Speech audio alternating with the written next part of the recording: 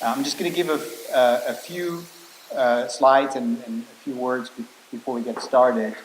And I need to start out with the William K. Warren Foundation, because without their generosity and without their vision, actually this wouldn't be happening today, LIBA wouldn't be happening, and I probably would never have come to Tulsa, quite frankly. So I have to thank them. They've had the vision to start a foundation in the early 60s. They've set up various medical organizations over the years, and they've really put enormous support to make LIBOR happen. So let me just tell you a little bit about LIBOR. Many of you may know about it, but nevertheless, I want to just kind of give you a bit of an overview. So LIBOR was opened in May of 2009 as the Laureate Institute for Brain Research. And let me just, from the get-go, tell you, there's no laureate anything. It was a name that was formed by Mr. Warren because he liked the name. So, so that's all that there's the mystery about it. Now, maybe we can live up to the laureate at some point, but in the meantime, so it was started in May of 2009. At that time, Wayne Drevitz was recruited to be the scientific director and president of the Institute. He recruited a number of very talented young investigators, and he was here until 2012 when he left to become the world lead for mood anxiety pharmaceuticals at Johnson & Johnson. And the way I got sort of introduced into the Laureate Institute for Brain Research, I was on the scientific advisory board for LIBOR. And so I was approached by our CEO, Tom Cooper, to consider whether I would consider coming out to Tulsa. And, of course, the move from San Diego to Tulsa is not something that immediately comes to mind.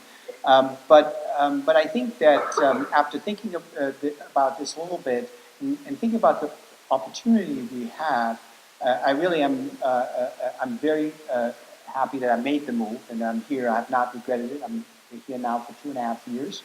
I feel there's a lot of energy in the place. We can do things here that probably cannot be done in a traditional academic institution. And I do think that the thing that motivated me the most is how can we make neuroscience count for clinical psychiatry or clinical mental health. And that's what we're really trying to do here. Here are some of the PIs. We have, actually, we should add, we have a new PI, Yuli Shah, who will join us in January. But we have Robin Opperly, Yuji Bedurka, Justin Feinstein, Saib Khalsa, Jonathan Savitz, and Kyle Simmons. And each of those PIs have their own program of research, and as a group, we're trying to push forward a program that really spans various levels and is also intensely focused on interoception. So I'm going to tell you a little bit about the workshop outline. We've thought about this quite a bit. We had a number of different meetings. What we really want this to be, we want this to be an interactive workshop.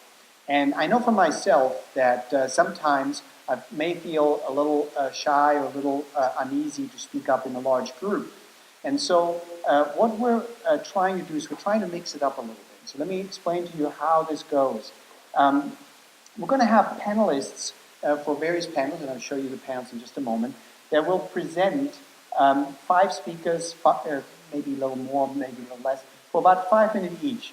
And so what I'm hoping that each of the panelists, and you know who you are, stick to roughly the 5 minutes, and we'll have a timekeeper, we'll have a clock, and that will sort of that will create the lay of the land, so to speak. But what we want to have happen then is we want to have individual group discussions. The way we envision this is that we form small groups within this room or identify note takers from our institute to have people reflect on what they've just heard and to reflect that with some questions in mind. And then the note takers will take notes. We'll then feed back those notes to the moderators, and the moderator will then lead a discussion Now, the discussion can obviously be the discussion as it usually proceeds, as a scientific discussion. People go back and forth, but it also gives people a chance to voice their opinions that they might not voice in a larger group. So we will hopefully use some of those questions that come up in the individual group discussion.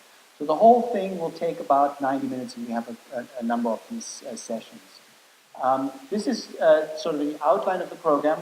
You're here, so you arrived, and for the most part, things went smoothly. I heard that that we're entering a new era of posters seem to be a threat to our national security now.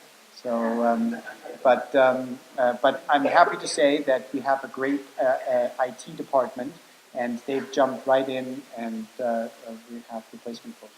So, but in any case, so this is my opening remarks. We have a poster session reception. You see the posters around here. What I'm hoping is that people will just meander from one poster to the next. Then we'll have a dinner.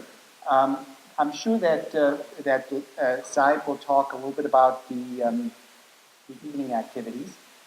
We start bright and early tomorrow morning, so as they say, play hard, party hard. We have Dr. Cameron giving the first keynote. Then we have the first workshop. We have a break. We have a second workshop. We have a lunch. Dr. Critchley will give the second keynote. We'll have a third workshop. We have some afternoon activities and some breaks. We have a dinner and then some evening activities with bonfire. And I tell you, Saib again will tell you memorable stories from our bonfire last year when we had our retreat here. And then we basically will check out on Wednesday.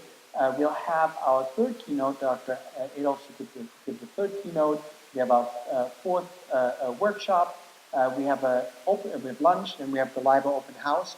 So what's important is that this will all take place over at LIBOR, and then we have sort of departures.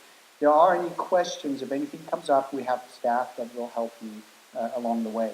But again, I think that I want to say, before I move on, I want to say thank you for everybody who's put a lot of time in making this happen. I think that you've all gotten emails from Saib. He's been very active, very involved in making this happen, and it would not happen this way if it hadn't been for his involvement.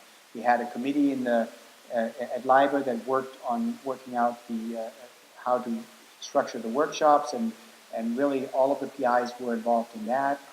We have a number of LIBOR staff that has helped making all the reservations, making all of the arrangements. Our CEO, Colleen McCullum, has been really instrumental in making this happen here at this venue. And so this is a product of a lot of different people. So I just want to highlight that. So I have just a few more slides, and then we'll kind of open it up, and we'll have the reception. So we're here to discuss interoception, and I think that I can safely say that there's really an upsurge in the interest in interoception from a number of different areas, and I think this may be a very opportune time to really kind of take stock and see where we are. Now, as all of you know, really, the construct of interoception is an old one. It goes back to the early 20th century, but it really was revived by Bud Craig in his seminal review paper that he published in 2002, and really since then has seen a resurgence with both experimental and theoretical work that has really been tremendous. And we will obviously be discussing more of the specifics tomorrow. But this was just want to highlight one of the papers that Kyle and Lisa Feldman-Barrett published a couple of years ago. And we heard this morning, and I just want to, I think we're entering a new phase of interoceptive research. We've had a fantastic talk this morning by Klaas. I actually just stole that image from his paper that's coming out, or has just come out.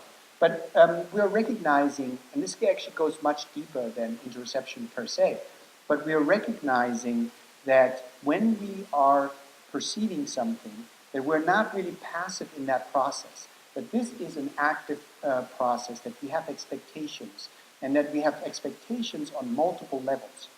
And why is that important? That's important because that helps us to understand how the system potentially can be dysfunctional. And that's one of the things that I'm hoping will really come out of this workshop. So this was something that I proposed a number of years ago. Why would we want to care about interoception? Because the internal body states has profound implications for motivated behavior, and that by understanding how the brain communicates with the body, we can hopefully develop new treatments and also new assessments. And that, again, was highlighted today by a presentation that Klaas gave earlier. That, by understanding the mechanisms of how interoception breaks down, we can come towards sort of differential diagnoses, or even within a diagnosis, look at different subgroups. So I think that's really all I want to say. This is the LIBOR crew. I want to say thank you for coming here, and I really hope that you'll have a good time, you enjoy the meeting, you'll make new friends, you discuss interesting topics, and go away with something that actually will inspire your work. Thank you.